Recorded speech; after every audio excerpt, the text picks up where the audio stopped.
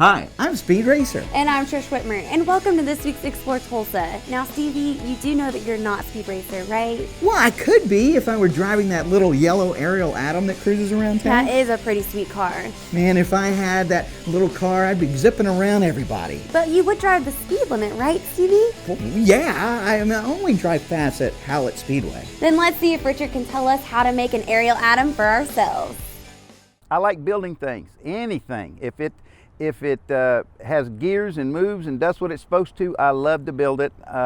Started out with radio-controlled airplanes just because it was, to me, magic to see that stuff fly around years ago. And I started building them so big that I said, man, I could put a grandkid on one of these. And then I started thinking, well, I could build my own. So I built my own airplane. Then I built another one. And then in 1990, I built my third one with my 10-year-old son. And we have now flown that airplane enough that if we were going on a straight line, we would be on our 13th time around the world.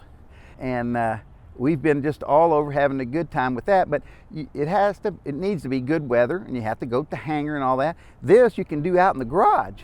And so I built the dune buggy, and then I built this one, and I think I'll probably build another one. I'm thinking like a Lamborghini or something, you know.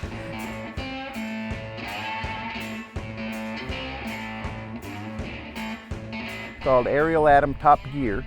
It has a Honda motor in it, but it's still the same cc. It's a 2-liter, and they make about 300 horsepower after they supercharge it and get it all going, which is a lot of horsepower for a car that weighs 1,300 pounds.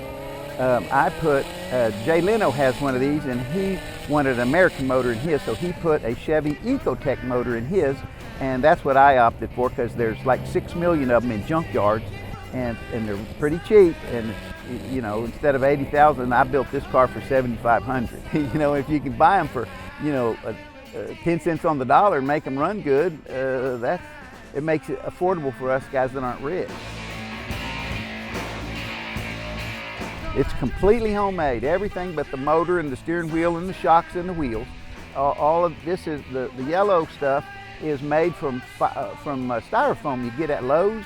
And it's about 3/8 of an inch thick, and you cut it and glue it together and put it on here and shape it and file it and sand it the way you like it. And when it's all done, you put fiberglass over it with epoxy resin, not fiberglass resin, because fiberglass resin melts the styrofoam. But epoxy is for like sailboats, and it'll go on over styrofoam and get hardened real good. Then you take all of it off and flip it over and do the bottom side. So actually, inside here, there's a 3/8 inch piece of foam in all of this, and then you sand on it for about a month and get it all pretty.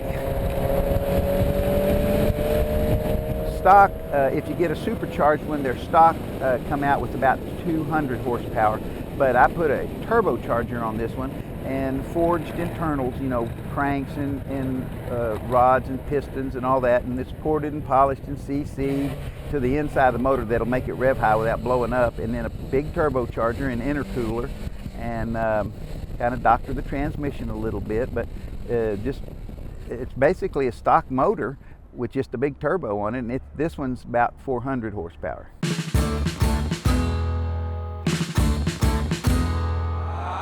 I don't want to sell it. They could probably go buy a real one for cheaper than I'll sell them this one. This is, you know, it's mine.